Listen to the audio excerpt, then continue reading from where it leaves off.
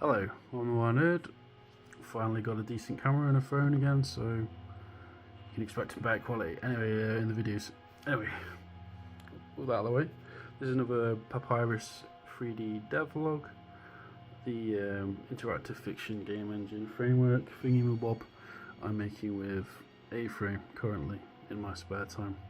So I worked a bit more on it today, and good news, made some real progress on the map editor.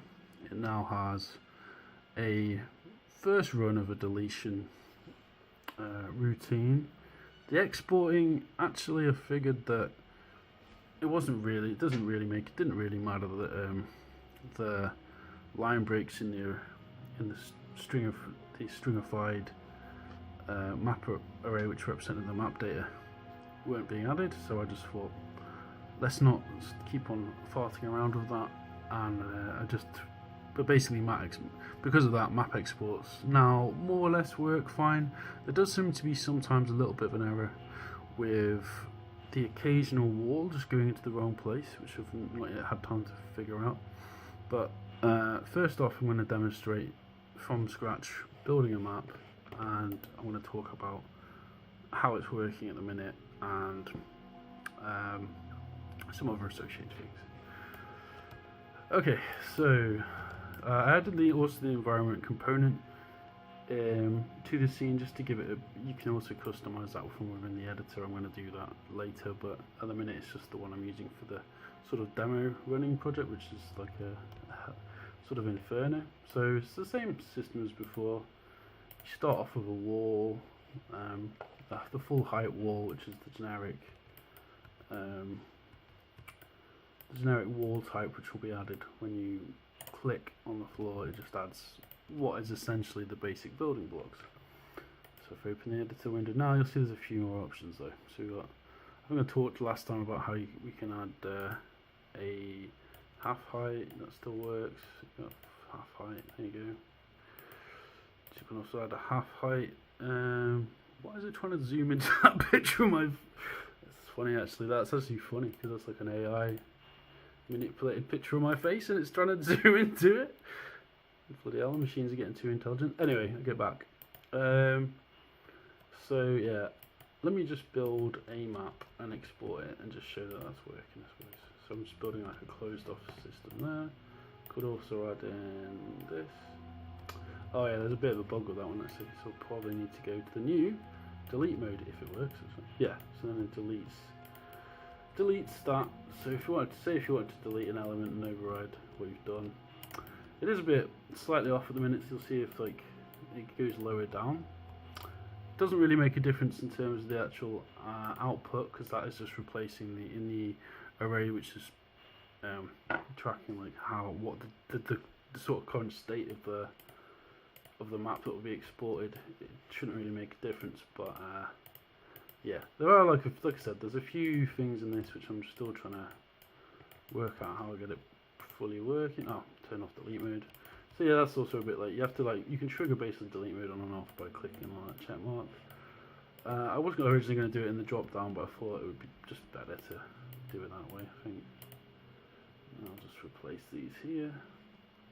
And yeah, you can quickly just build a map this way. The templates have changed obviously slightly as well. So like you'll see, I have actually also added some of these templates. You can either start from a purely blank template, or you can start it with walls all the way around, and then you could then delete it to your heart's content if you want to, which I think is a good idea, because otherwise if you do want a player to be able to see through the walls, say if it's an indoor scene, you don't want to have to like draw all these walls all the way around the map as you start off. So it makes sense, I think, to do it that way.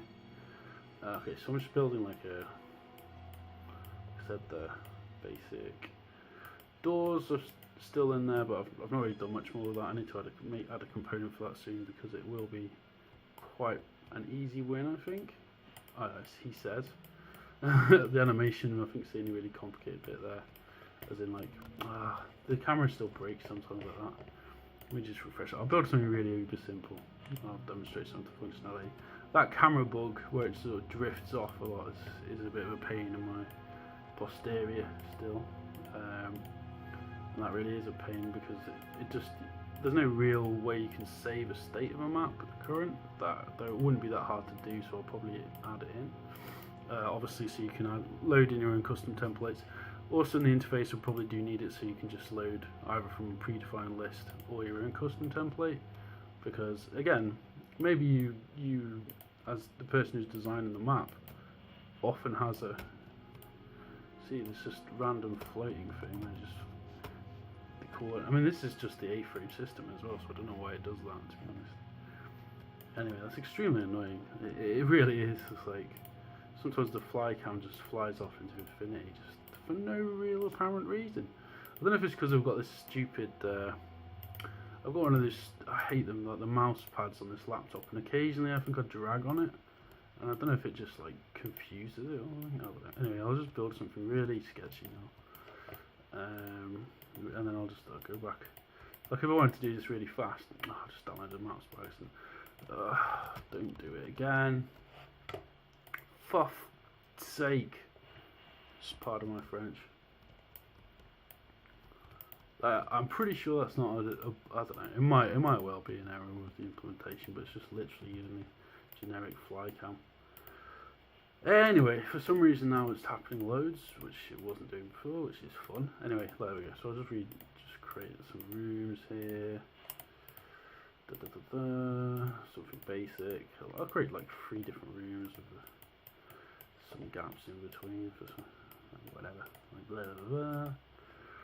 Definitely, I think I will add the ability to just download at any point and then load in whatever template you want as well, because that shouldn't be too hard to do. I don't think. Basically, just need to load in the whatever data, JavaScript you give it, JSON, sorry, you give it, and then let's just get that. Go to add in delete mode. Delete a few walls which I don't want, like that ones. Like, well, it's quite useful just doing that, to be honest. Right, that's 3 separate rooms.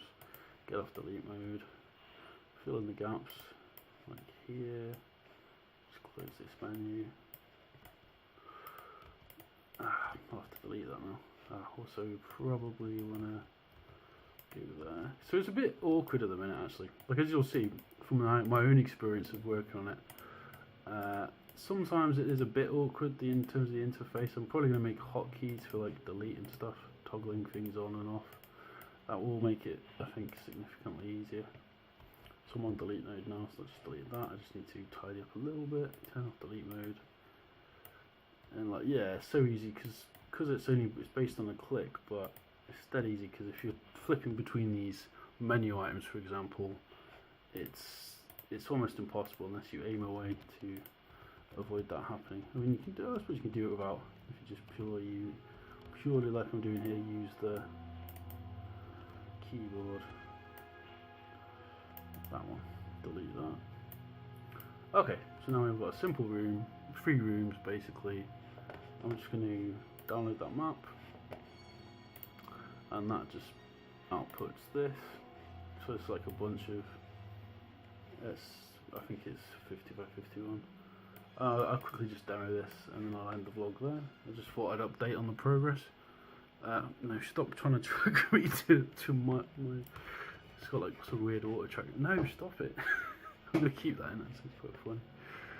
Anyway, so I'll go to here. This is where I'm like loading in a bunch, all my like sort of testing for editor generated maps here. I'll just go quickly do this. Ding. So it's imported that array in there that's been exported from the map editor. Like I said, no, not with the line breaks, but that was killing me. Like it was really killing me. Let me just check the engines. Like I'm setting it automatic, specifically the engine at the minute, but when it's later it won't be that. We'll load up the actual scene, which is where the engine code is loading, and see what happens, right? So there we go. So we've got one room here. We go through. We've got this other room, and that is an accurate reproduction, I think. Yeah, of the. Except for like as you can tell, there does seem to occasionally be like little dropouts.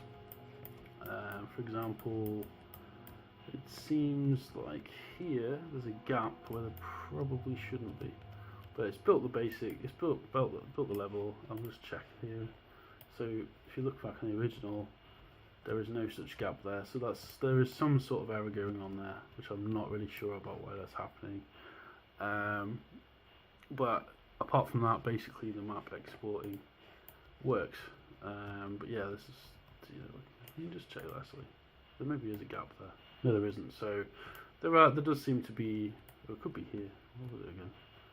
I don't know. Anyway, there is some wee bug there that I'm gonna have to figure out. That's the vlog for today. I'm here.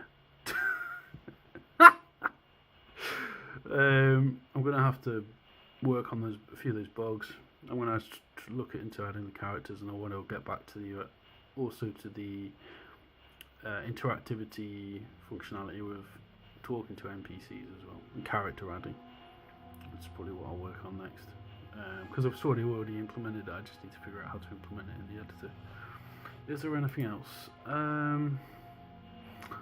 Textures I'm leaving for now. I might go back to that, but I'm going to just get all this stuff working first with generic textures, then later I could go on to that.